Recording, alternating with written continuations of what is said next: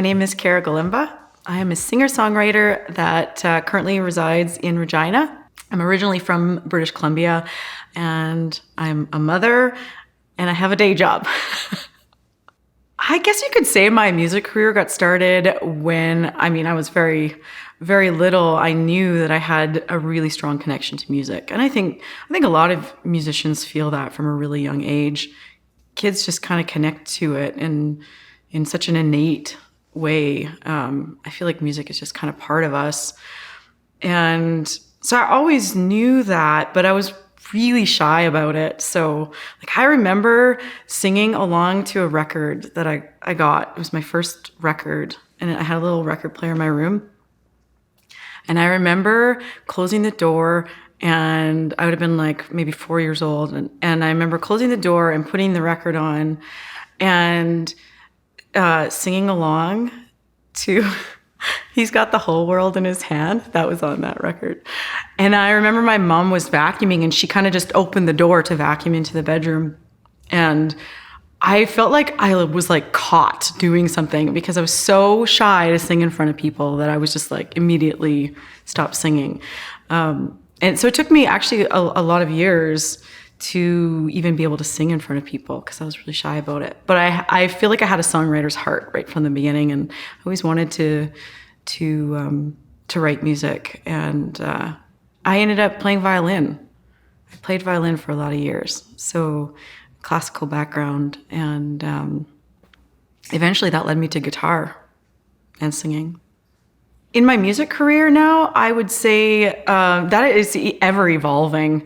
It seems to change. I can even look back even a couple of years and think, well, these were my goals. And it's interesting as you get closer to or attain some of those goals. It was in the past, it might have been the highest you could conceptualize getting to, and then you reach them, and so the goalpost moves a little bit, and those goals continue to evolve as I grow, as I learn more and become more deeply involved even in my community. And so I feel like I'm in a comfortable spot right now where I really have a good sense of who I am and what is important to me, my values. And I feel like that's really starting to come out in my writing. I have a little bit more confidence with some of that, and I'm excited to try new things. I'm not necessarily as concerned as I was when I was younger about who I'm writing for all the time. I appreciate the audience, but it's also, now with COVID too, the audience has changed. And I think in some ways it's going to free things up for people to really just write from their heart and write about things that are important, because the live performance is just so not secure at this moment.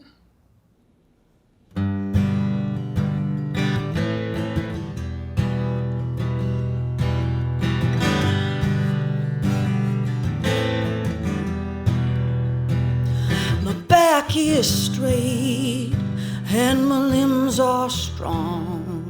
Synthesize my gaze, soften all my thoughts, while my words like leaves flow round your ankles. Vulnerable, they decorate us. Oh, I'm like a maple, transformed while standing still. You could cut me down and tally all my rings, set me afire and warm your hands till spring. Oh, you could break me apart for pulp and paper. Hell, I'd give you all that makes me sweet. But would you replace what you deplete?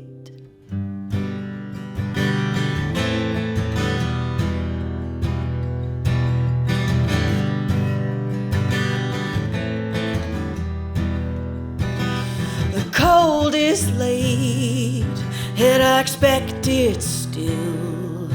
winterize my face, shift my point of view. 'Cause I was once a little helicopter, a fragile sea conceived to wander. Oh, I am a maple, casting shadows. Now you could cut me down and tally all my rings, set me afire and warm your hands till spring. Oh, you could break me apart for pulp and paper, write your biography. Would you replace what you deplete? Ooh, falling fast, decidedly deciduous, a temporary type of death. Ooh, falling fast, hopeful and moderately full of sap. You could cut me down and tally all my rings, set me afire and warm your hands till spring. You could break me apart for pulp and paper, consume all my generosity. Would you replace what you deplete? Could you replace what you deplete? Do you replace what you deplete? Maple started out as an idea of strength. And I'd been spending a lot of time in nature and considering nature while I was writing. And also just having a moment where I needed to feel really strong. And sometimes I bring that element into my writing when I'm not feeling especially strong. I mean, I know I am, but sometimes it helps to write that I am. And I was considering how it evolved is into kind of a song about a few different things, but it's partly like a commentary on our natural world and consumption of resources, but also comparing it in some ways to relationships, and how sometimes in relationships somebody can take advantage of your generosity or of your willingness to give. And in the beginning of a relationship, sometimes you don't know how that is going to balance out. And so feeling a little bit like you're watching for it. Like, I have so much to give, but is that person going to help nourish me as well? Currently, I have different goals for different scenarios. I think that I have some really, bigger long-term goals. And I have some short-term milestones. I have an album that's been complete for a while that was set to be released in June of 2020. So that got derailed. And that's okay. It's, that's learning to adapt to. But I'd like to, to release that and put that out in the world pretty soon. And then really to keep writing. The longer term goals are interesting because I have them in my head and I don't know that I've ever said them out loud. So sharing those, it's so funny because there's a little bit of vulnerability to share, like, this is where I want to be. I am a songwriter and I want to have a career in songwriting, however that looks. But I want to be writing and co-writing, and I want to help other people in my community to be creative and create new work. I'd like to get into production, home recording for demos, because I hear things in my head for production that like I really want to experiment with that. And so those are some kind of mid-range goals, I guess, with recording. But yeah, I really want to fly places and write songs with people. How amazing would that be? My songwriting process depends on so many factors. Sometimes it starts with a lyric, sometimes just a feeling. Sometimes it takes months for the outline to kind of come together. One of the songs that I did in the series, Maple, I started writing in December of 2019, and I had little pieces of it, and it got put to the side and brought back out, and it took me until September of 2021 to finish it. So some of them just take a long time like that, and some of them come out really quickly. I really need to be connected to the outside world when I'm writing. And by that, I mean like nature. I need to see trees. I love trees. So I need a window. I need to be outside or have a window to see outside. And I like green things, being able to see that. I write in my bedroom a lot. I feel like I never got out of that habit. It started when I first started songwriting. And I didn't actually pick up a guitar to learn guitar until I was about 19 or 20. And so I was quite late to come to the party. But that was part of my process right from the beginning, is just sitting on my bed with a guitar. And I feel like that's never kind of disappeared. Then I learned how to play standing up, and then I started walking around. That was a necessity with kids too, because sometimes I'd be trying to like herd my children a little bit when they were toddlers, and so I would practice by walking around with the guitar. And that's why there's a lot of dents in the front of my guitar from toys being kind of smacked onto it. But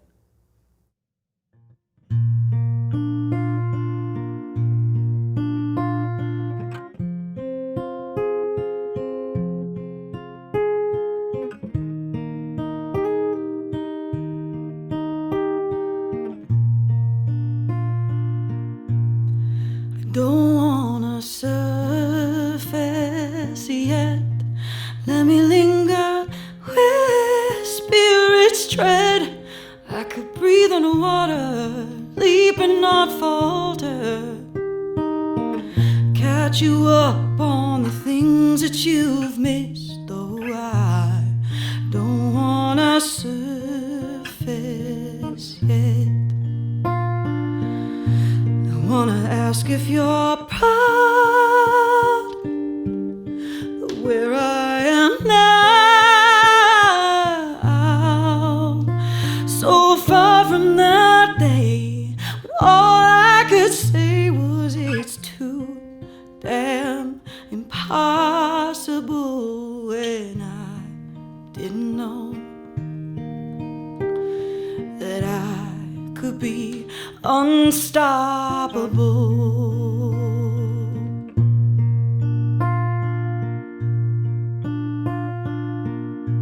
In the dark times I almost felt you encouraging me ahead, like you were riding shotgun the day that I left on.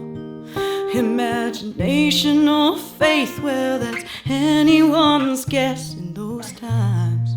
I swear that we both wept. I have this feeling you're proud, and you're hearing me now. Oh God, how I'm living in this courage you've given me to face the impossible, and I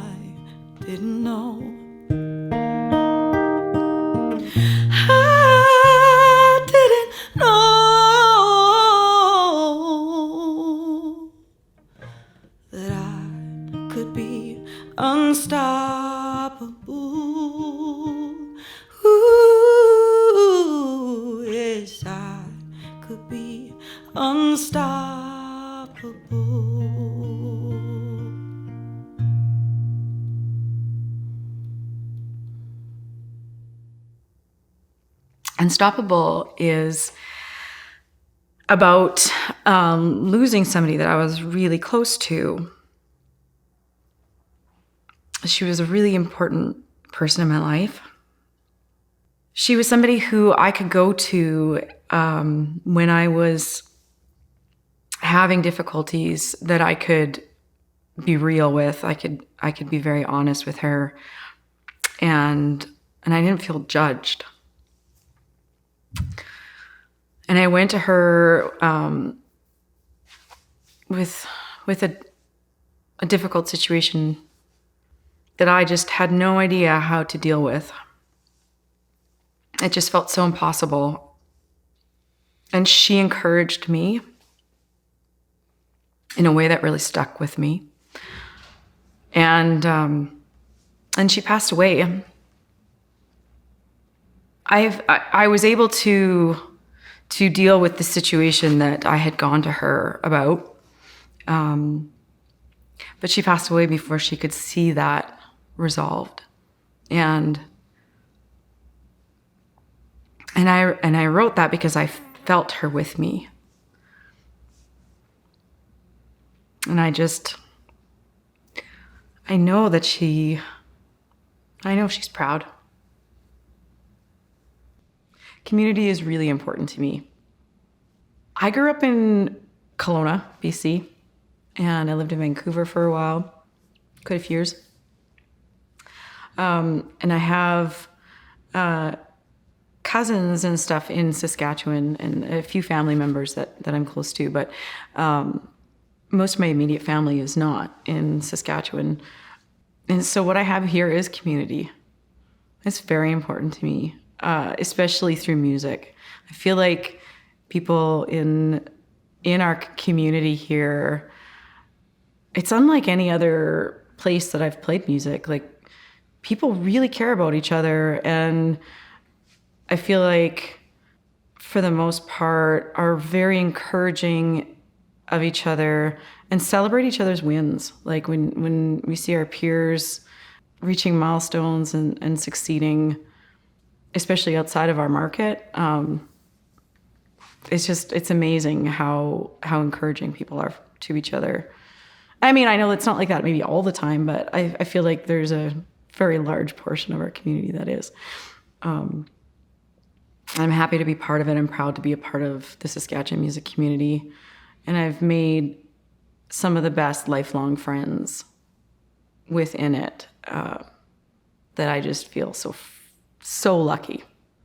Giving advice to new musicians, that's a tough one because there's so many things I could think of. Make good decisions, children.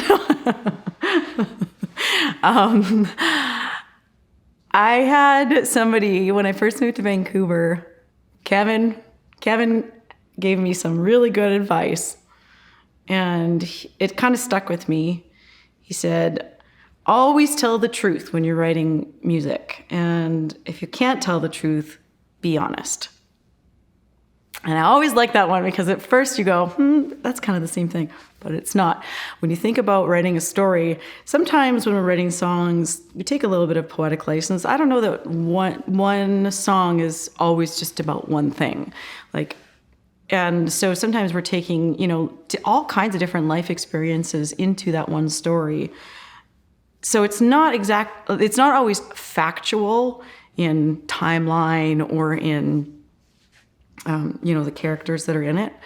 But even if you're using some poetic license in that, you got to keep that grain of truth, that grain of honesty within it.